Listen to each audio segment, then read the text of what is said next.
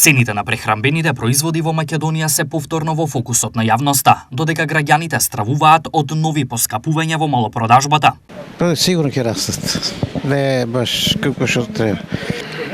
Па растат стално. Ќе растат, како нема да растат.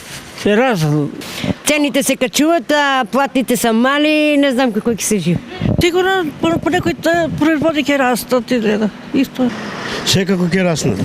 Да, они викат да не растат, они растат. Главните фактори што можат да влијаат на цените се глобалните економски трендови, трошоците за производство и транспорт, како и владините политики за субвенции и даноци. Зголемени трошоци за увоз, раст на цените на енергенсите, инфлација и економска нестабилност, климатски промени и лоши жетви. Лани цените на прехранбените производи се соочија со инфлација од скоро 5% во еврозоната, но премиерот Христијан Мицкоски за кај нас изјави дека таа ќе биде под 5%. Вршиме околу 3,5% на годишна инфлација. Информацијата ми е дека полека, но сигурно втората половина на декември се стабилизираат цените на оние основни производи, кои што морам да признам одредени трговци вештачки ги подкрена, што представуваше наистина голем шок и удар врз семејните буџети на граѓаните.